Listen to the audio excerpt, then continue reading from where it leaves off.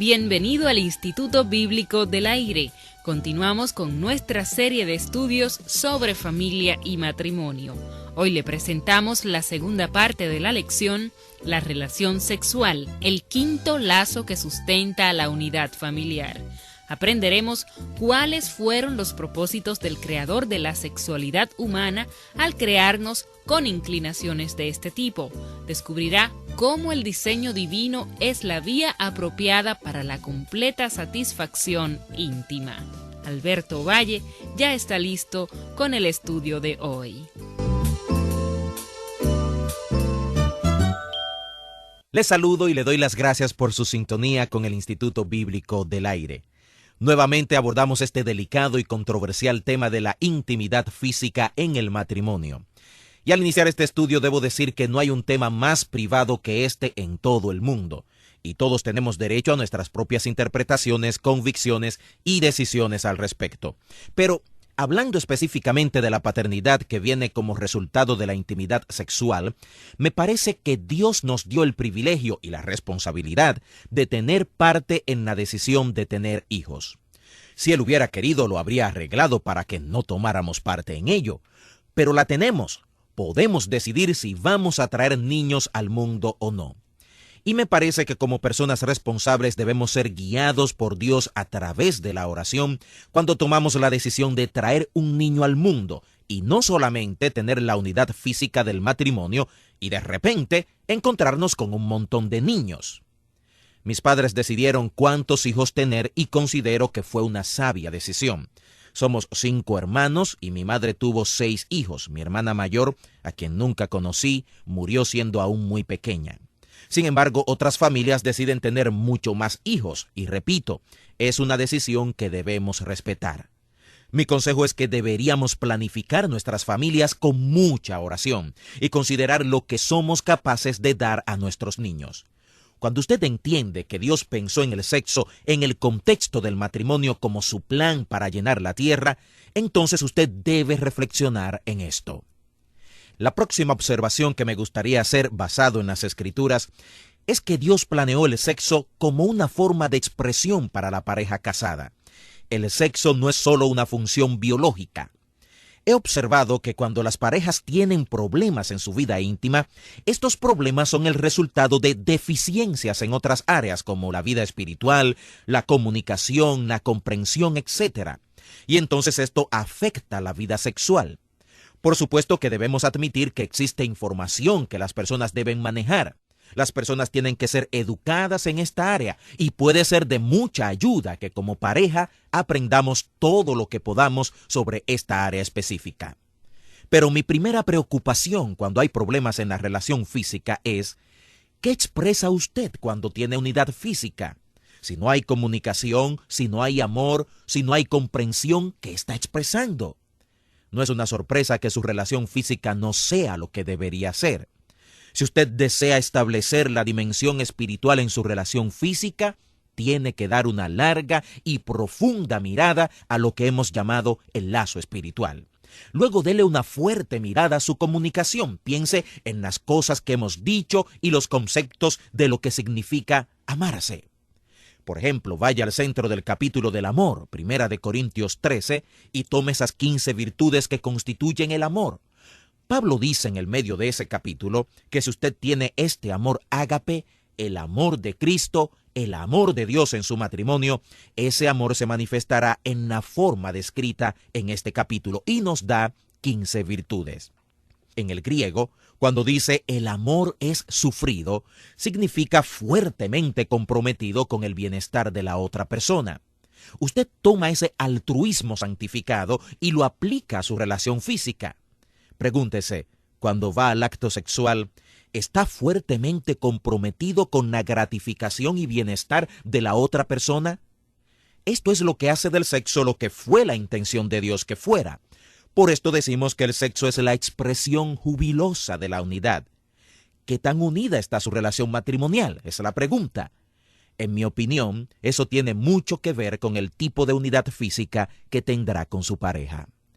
La mayoría de los hombres están interesados en tener una buena vida sexual, sobre todo placentera. Pero si realmente usted quiere eso, estudie esos otros lazos y ponga su atención en ellos. Cuando usted los entienda, eso hará más por su vida sexual que cualquier otra cosa, se lo aseguro. Así que Dios planeó el sexo para la procreación, lo planeó como una forma de expresión para la pareja casada y lo planeó para el placer. Por siglos ha habido una influencia considerada como victoriana que sostiene que el sexo no es bueno. No creo que estemos enfatizando demasiado lo importante que es dejar atrás ese pensamiento. Cuando alguien realmente cree en su inconsciente que el sexo es sucio, podría llegar a desarrollar impotencia o frigidez, porque el sexo matrimonial está supuesto a ser bueno, pero el subconsciente de algunas personas no puede sostener eso. El sexo es sagrado, es santo y nunca debería darle otra impresión, sobre todo a sus hijos. Algunos preguntan, pero si usted quiere que sus hijas e hijos lleguen vírgenes al matrimonio, ¿cómo va a lograrlo si a la vez no les da la impresión de que hay algo malo con el sexo? Ese es un gran reto, pero usted no debe dar esa impresión porque la Escritura da la impresión contraria. Le pedimos que leyera el libro del Cantar de los Cantares. Este es uno de los libros más maravillosos en la Biblia. En mi opinión, el propósito por el que este libro está en la Escritura es mostrarnos que el sexo es hermoso, maravilloso, que Dios lo creó. Todo lo que Dios creó es bueno, y es algo maravilloso tener una relación como la descrita en Cantares. Como dijimos, creo que existe una alegoría en este libro. Nos muestra el amor de Cristo para la iglesia y el de Jehová Dios para con Israel, pero esa es una aplicación secundaria. La primera aplicación de este libro es mostrarnos que el sexo es bueno. Ahora, usted podría hacerse la pregunta, ¿cuáles deben ser nuestras actitudes hacia el sexo? Alguien dijo que el órgano sexual más importante es nuestra cabeza, porque lo más importante sobre nuestra vida sexual frecuentemente es nuestra actitud al respecto. Así que lo reto con esta pregunta. ¿Cuál es su actitud hacia el sexo?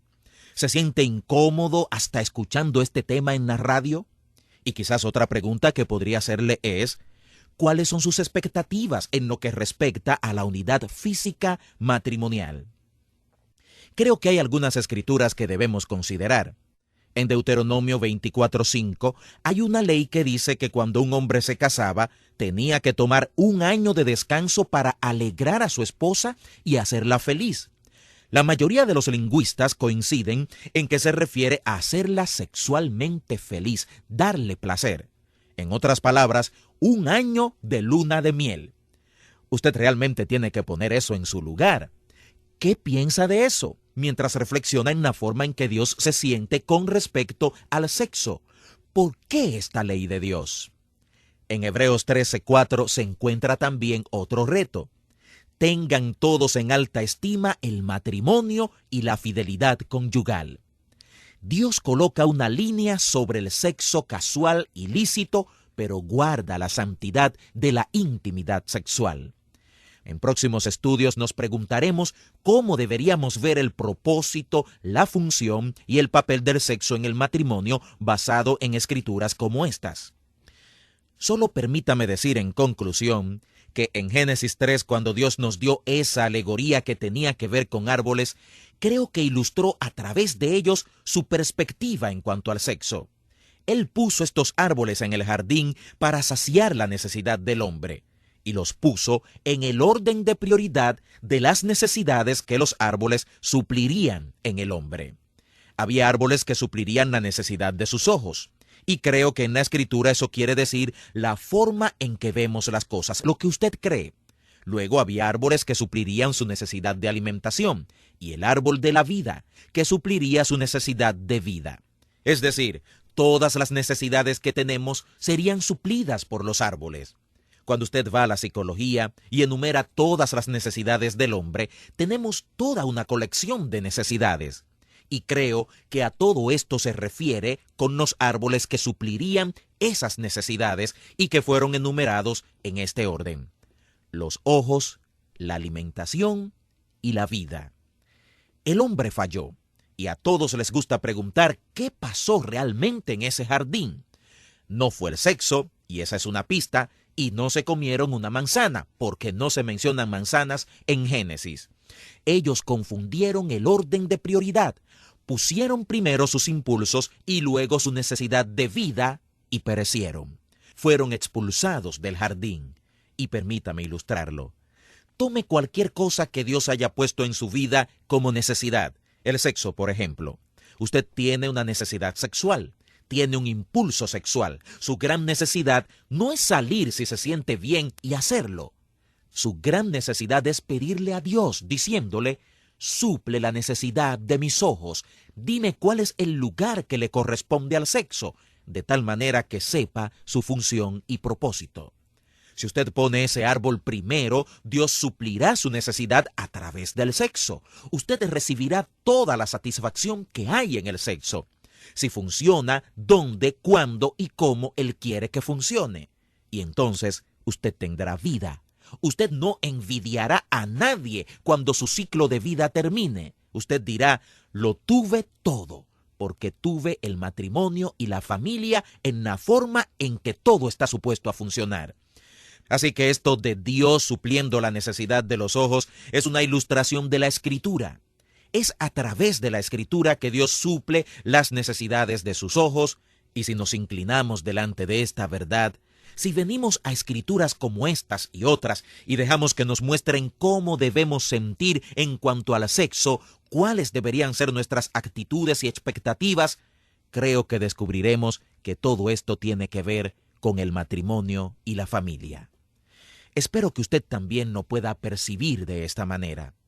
Y me gustaría que compartiera con nosotros sus inquietudes sobre este y los demás temas de familia y matrimonio que hemos estado tratando con usted. A continuación, Georgina le dará las vías a través de las cuales se puede comunicar con nosotros. Espero que pronto tengamos noticias suyas. Así finaliza otra importante clase del Instituto Bíblico del Aire. Le ofrecemos gratuitamente a vuelta de correos notas impresas de esta serie sobre familia y matrimonio. También nos gustaría saber en qué forma estos estudios son de utilidad para usted. Escríbanos al Instituto Bíblico del Aire, apartado 2805, Miami, Florida, 33265, Estados Unidos.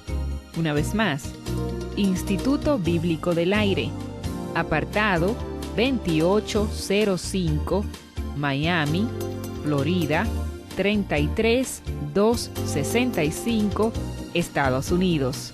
O al correo electrónico iba@icmmbc.org.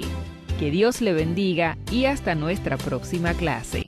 Instituto Bíblico del Aire, capacitando para el servicio eficaz.